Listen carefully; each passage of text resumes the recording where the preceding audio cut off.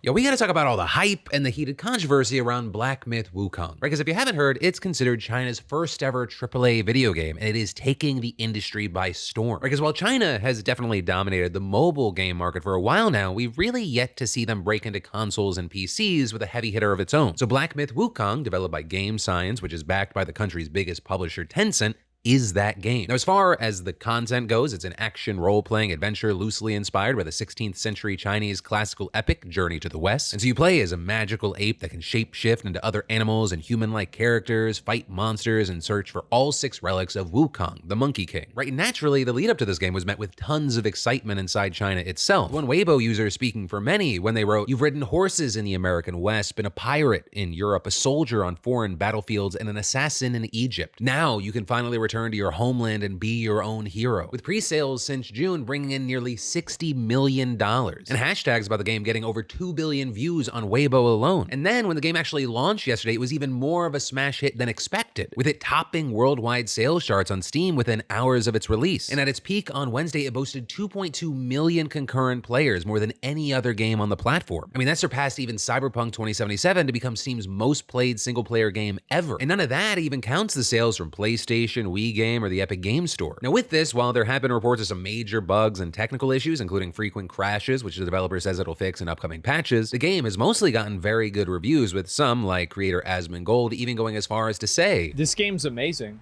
At this point, I think that it's a 9 to a 9.5, and the only reason that it's not higher is that I wish it had more open world exploration because of how good the game is. I'm actually shocked at how good this game is. Best game of the year? What other game would be game of the year if not this game?" But also, Black Myth Wukong is notable for more reasons than just its success. Right, it also marks a historical breakthrough for China's efforts to push back against Euro-American dominance over the global entertainment industry and export its own culture to the rest of the world. And with this, we've seen the CCP throwing its weight behind the game, with the state news agency interviewing its developer and writing in an editorial. With this breakthrough, the default language of a AAA game is no longer English, but Chinese, as well as a state-run broadcaster adding, "Chinese players in the past have gone through this process of cross-cultural understanding. Now is the turn of overseas players to learn and understand Chinese traditional culture," which some see as surprising given how hostile the CCP has been toward gaming as a whole over the past several years. Right, I mean, in an effort to clamp down on video game addiction and in-game gambling, the government's tightly regulated the industry by withholding licenses and delaying permits for commercial exploitation. As well as in 2021, they banned minors from gaming for more than 3 hours a week, requiring developers to implement age verification measures. So the success of Black Myth Wukong may be a sign that the government's now loosening its grip and letting the industry start to flourish. But that doesn't mean that its grip is loosening over all aspects of the industry, right? Because in the past few days, some high-profile reviewers, even those outside of China, have complained of censorship, with news outlets obtaining a Google Doc provided to them by Hero Games, the Chinese company responsible for Black Myth Wukong's marketing,